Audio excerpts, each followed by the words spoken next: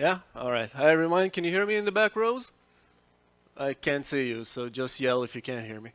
All right. Yeah. Great. Thanks. Well, welcome and thanks for joining me in our session. I'll introduce myself in just a moment. Just to tell you what we're going to talk about. We're going to talk about CI/CD with Kubernetes. We're going to talk about the good parts, the bad parts, and some of the ugly parts in this thing. And I'm not in this talk. I won't be. I won't show you a tool. I won't show you how to build pipelines in Kubernetes with Jenkins or with Circle CI, with Travis CI. That's not the purpose.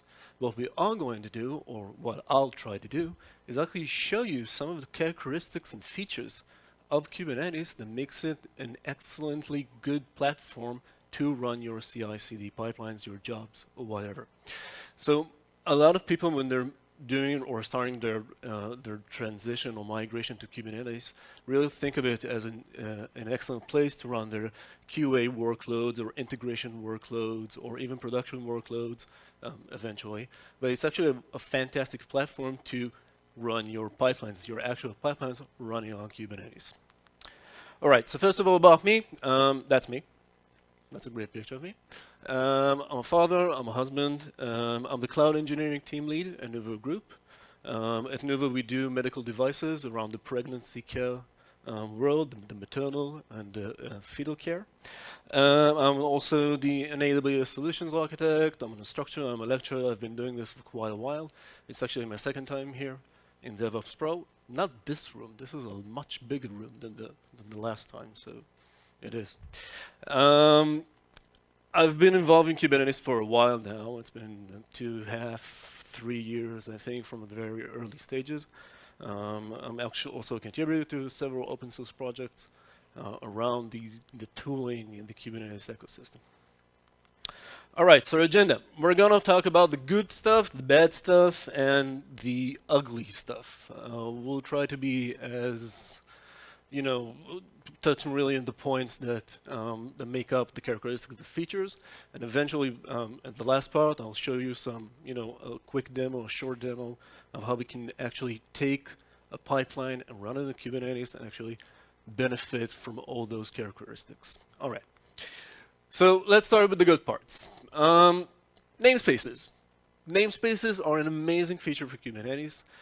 You can think of a namespace inside. Well, namespace is really an overloaded concept, but in the context of Kubernetes, a namespace is actually a logical segmentation of a cluster. It's like this zone that is separated from the rest of the system. Now, Kubernetes resources are namespaced, meaning they live in a specific namespace, most resources that we know. Deployment services, pods, whatever. They're all namespace resources. Now, using namespaces, we can actually provide for what we call soft multi-tenancy, which means we can have the same resource in different namespaces and they won't collide with one another. Now, this is really important because namespace can actually allow us to run complete instances of workloads. Think of your whole environment, your whole application with its dependencies and its databases and its pub/sub mechanisms and everything. And you have like complete instances of that system running in different namespaces, and they behave exactly the same, but they don't collide with one another. They don't interfere with one another, which means you can now set up a couple of namespaces for end-to-end, for QA, for integration testing. You can run them in parallel, and it's a really great feature of the Kubernetes ecosystem that really allows us to run multiple workloads on the same physical cluster. All right, the cluster autoscaler. That's another great feature. You can think of it as an add-on to the Kubernetes cluster. What a cluster autoscaler actually does, it can talk to the underlying server group, your cloud provider server group, and then just scale that server group on demand. For example, think that you have additional resources that you want to run, but you don't have enough compute or enough memory or enough CPU. Then your cluster autoscaler can actually grow your server pool to meet that demand, which is fantastic. It goes hand to hand with the namespaces. You want a new environment, a new namespace, that's fine. Your cluster autoscaler will make sure that the group shrinks or expands or shrinks to accommodate that additional requirements. If it's underutilized, if it's no longer needed, that's fine. We can just shrink that group backend. So we can get really dynamic horizontal scaling, but it's on demand. It's not like, you have to provision them beforehand before you're starting with your namespace. All right, job executors. You can call them, I don't know, Jenkins slaves, build runners, executors, whatever, all right? That's the actual units of work that actually run the jobs, the tasks, the steps inside our pipeline. They can also run inside your Kubernetes cluster, all right? And they benefit from exactly those two features that we discussed earlier, the autoscaler and the namespaces. They can be running their own dedicated namespace, so they won't interfere with other components. And the cluster autoscaler can make sure that if your build runner, your job runner, needs additional compute capacity to run, because you're building, I don't know, Java applications that usually require a lot more memory and CPU, then you can accommodate that spike in resource usage. Now, the nice thing about job executors running inside in pods inside the cluster is that you don't need to manage those build servers anymore, those pets that we eventually find ourselves maintaining because someone needs that version of .NET Core, and someone needs that version of Java, and someone needs that version of, I don't know, Python or whatever. We're no longer needed to maintain those build servers.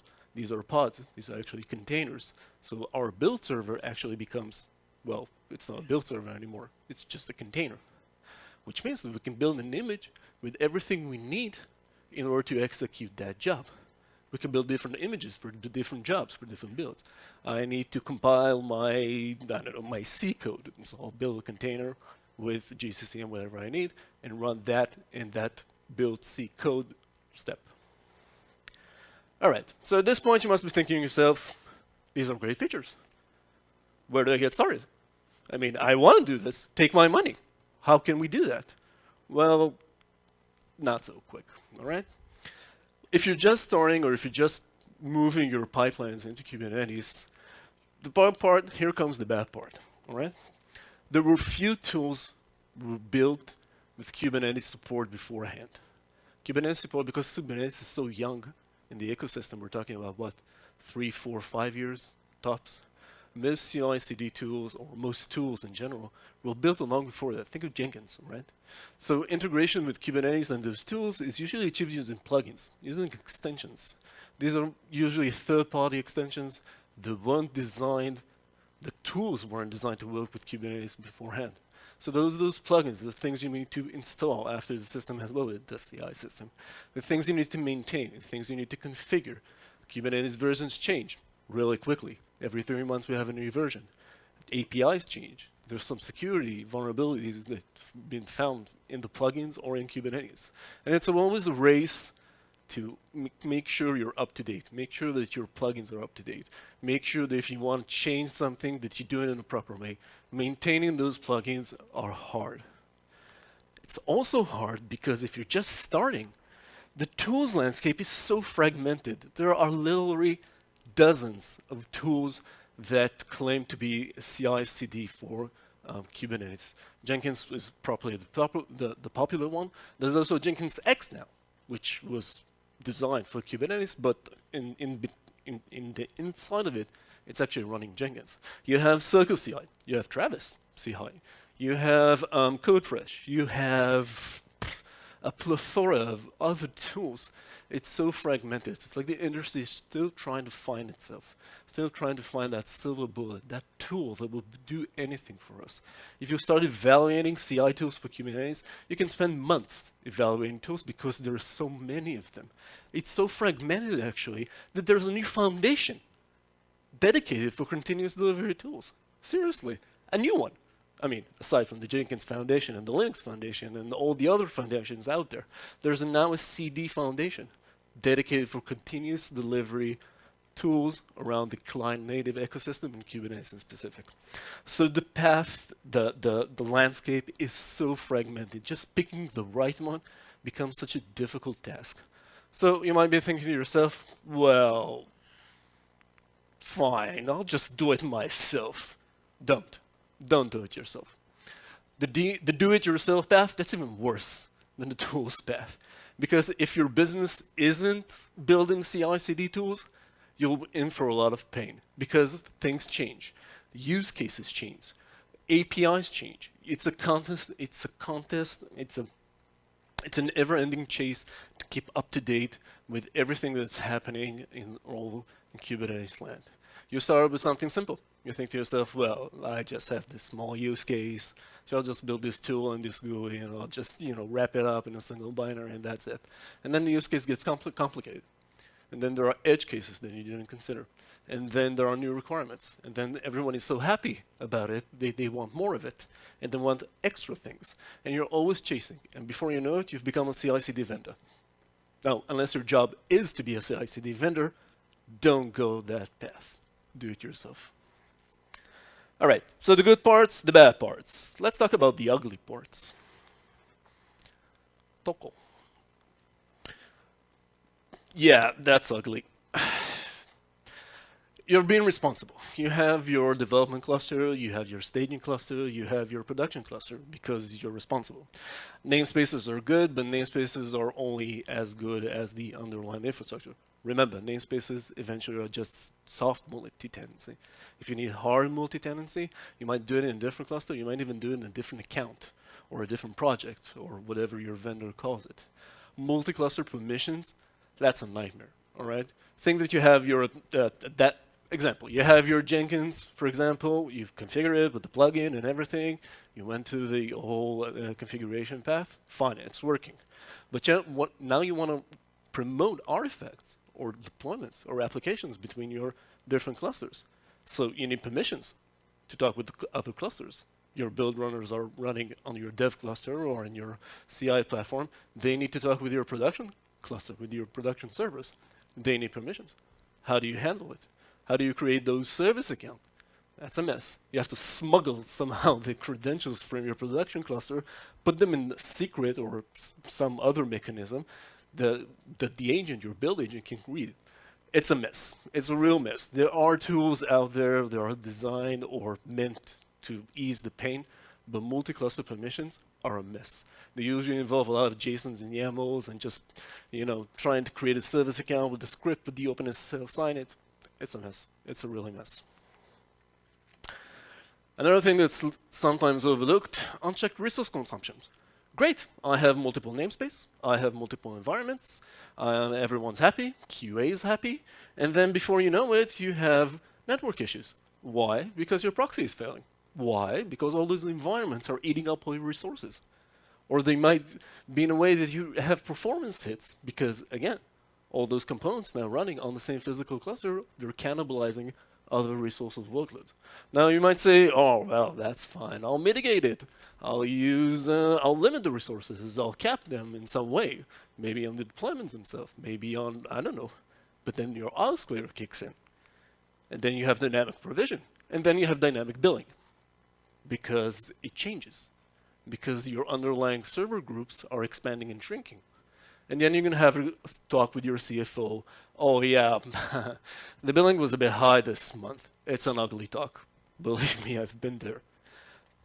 But it was holidays. How could we possibly have such a high billing? Yeah, the developers left, and they left home for the weekend, for the holiday, and they left the environment running because they forgot to shut it down. And we had servers running over the weekend, which no one used. All right? So it's ugly. It can get really, really ugly. Now, all of these things can actually be mitigated. They can actually be addressed. There are challenges, but there are ways to do it. But it can get really ugly really, really quick.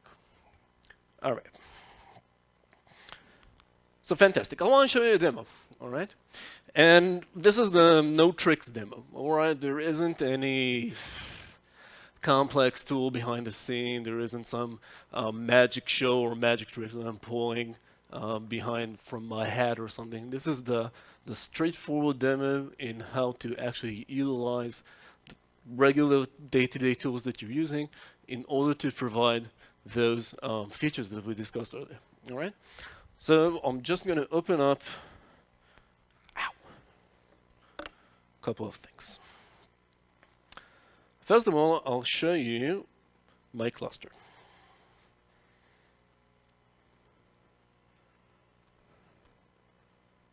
All right, perfect. Can you see it in the back? Yell no if you can't see it in the back. You can see it in the back. All right. So this is my development cluster. This is actually development cluster. And these are the namespaces we have on our development cluster. We have all kinds of environments, QA environment, the testing environment, the next version environment, and stuff like that. And I'll show you a pipeline that we have that's going to deploy into our development cluster. And it's actually going to do the whole flow. It's going to create the namespace. It's going to deploy the manifest. It's going to clean up. It's going to run tests after all those great deployments and stuff really happen. So I'll show you the pipeline. All right, so this is my project. Okay, it's a real simple project. There's not too much heavy lifting in this project. Also in the manifest folder, just to you get a feel of our applications. Yeah, let me try to zoom that a bit. All right, great. So let's take a look at our manifest folder. It's basically a pretty standard manifest folder, all right? I have an Nginx deployment with 3 replicas. I like working with Nginx and demos because you can actually, you have a web server that you can actually see something once you deploy it. So it's a pretty standard Nginx deployment. There's nothing too unique or too fancy here. I also have my service, obviously, that will allow us to route traffic to our pods once they are up and running. And I also have my ingress, all right? Now, for those of you who aren't familiar with ingress is basically a routing rule, all right? We need to have some kind of reverse proxy that can actually read the host header and then route traffic back inside our cluster. Now, the nice thing about this ingress is actually behind that ingress, we have a DNS record. And it's a wildcard DNS record, which means that any host name that I'll put inside my ingress will automatically be resolved by our DNS provider because it's an asterisk. It's like a wildcard DNS name. So that's our ingress. It's supposed to route external traffic to our environment, to our pods. And if you look at the host header here, and if I'll open it for you now, that will be kube dynamic. All right, so that's the URL. We're expecting to see a 4.4 page. Obviously, because we haven't deployed anything yet. There's nothing in that Kubernetes dynamic. That ingress isn't even there. By the way, do you like the 4.4 page? Yeah, it was my design. Thank you. No, seriously, I did that. All right, so let's take a look at the pipeline definition. All right, so basically these are manifests. Very, very simple, very straightforward. You can have them as complex as you like, of course. This is just a demonstration to show you a so-called application that I'm deploying. All right, so I'm using GitLab. We use it on-prem. It's actually hosted inside our Kubernetes cluster. Now, the deployment, the pipeline script is actually pretty straightforward. There isn't too many things here. We're defining the stages that we're going to run inside our pipeline, and each stage is composed of different jobs. In this setup, each stage actually has just a single job, so it's pretty straightforward pipeline. Now, the first job we want to run, the first stage we want to execute, is actually create that namespace, create an isolated workspace for our deployment to happen. Because again, we don't want to interfere with other namespaces or other places in the system. And I'll show you that earlier. We don't have that namespace. We're defining it as an environment variable over here. We'll call it kube dynamic. And we're just creating that namespace. It doesn't exist at the moment. So we're creating a namespace. The next thing we're going to deploy our manifest folder, our deployment, our service, our ingress into that newly created namespace. Again, we don't interfere with other parts of the system. We're going to run a test. Our test will be very simple. We're just going to do a curl and make sure that we're getting a response from our Nginx server. And then we'll do a cleanup. Okay, what do you want to do in our cleanup? We just want to delete the namespace. Now, when we delete a namespace, Kubernetes will actually garbage collect all the resources in that namespace. So we don't have to go in and delete each one of them individually. We just can delete the namespace and everything will be garbage collected. All right, so I'm going to run that pipeline.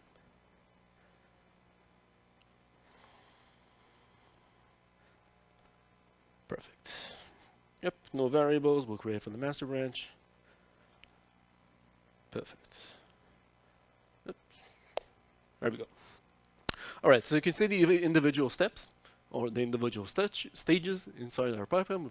We're preparing, we're creating the namespace inside our pipeline. Let's look at the job log. Great, so it succeeded completely. And it succeeded successfully. We can also see that the namespace QDynamic was created, which is perfect. Let's move on to the next stage, which also completed successfully. All right, we're deploying our manifests into that newly created namespace. All right, the deployment, the service, and the ingress.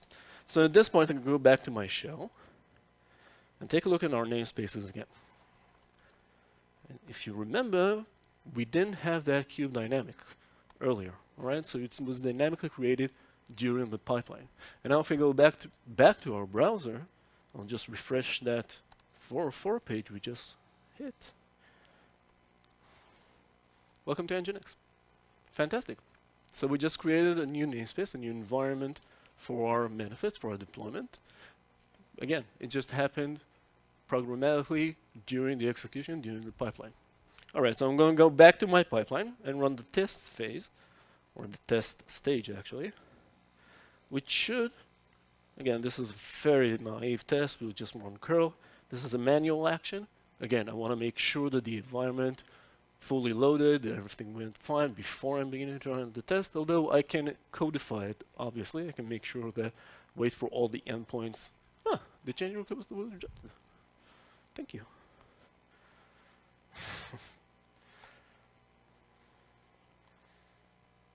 All right. Fantastic. So the job obviously succeeded. It was just a curl. We just want to get the welcome page to Nginx, so it wasn't that complicated test. But you can think of more complex test scenarios when running that pipeline. We can now run end-to-end integration. We can now even send a webhook to Jenkins with the address and say, all right, let's run a more complicated, or more complex pipeline. We can now integrate this with other testing or other automation systems to run, I don't know, UI testing or run integration or smoke, or whatever we need, all right? So now the testing phase has been completed. I can tell my QA people, listen, everything seems fine. You can just go to your URL. Here it is. Just go ahead, run everything you need to test. Let's make sure that the version is fine, that we can release it, and we can move on to the next phase.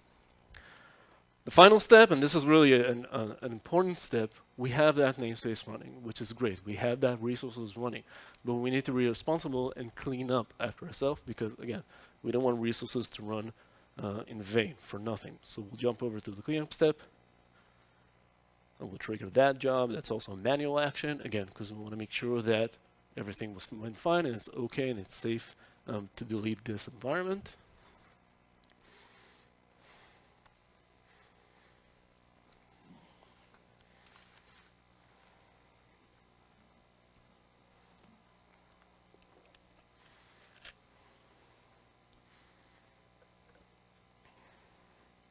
So it'll take a bit, all right, because actually we're waiting for the garbage collection to finish deleting all the resources inside that namespace. Fantastic, and that was deleted. Let's go back to our shell and see what we have here. And we'll run kubectl get namespaces again. And we have nothing because that namespace was deleted inside of in the context of our pipeline and our job. All right, so you might think to yourself, well, yeah, but that was really simple.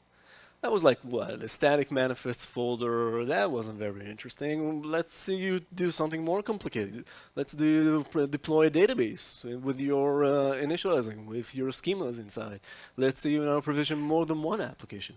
Maybe we need something far more complex than not just Nginx or the Nginx manifests.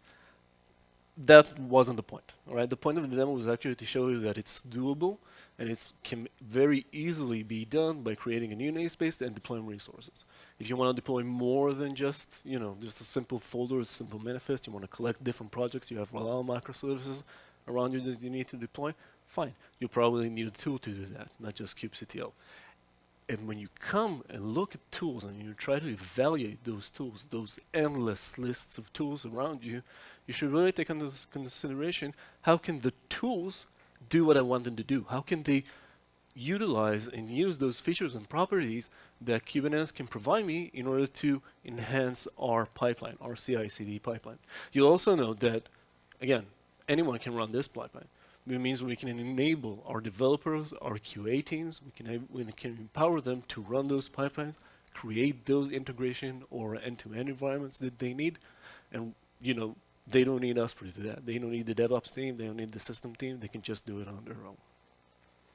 All right. That's it. That's what I wanted to say to you. Kubernetes is really a wonderful platform for this kind of things, all right?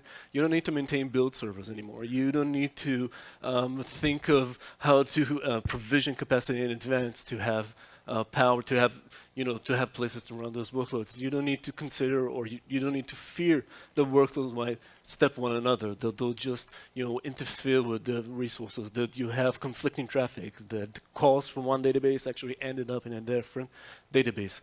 To provide that namespace and that environment encapsulation and isolation for the developers, but eventually to empower them, all right? To give them the ability to be self-sufficient and to be independent without you. All right. Thank you very much. Thank you, Hagai. This was super quick and informative.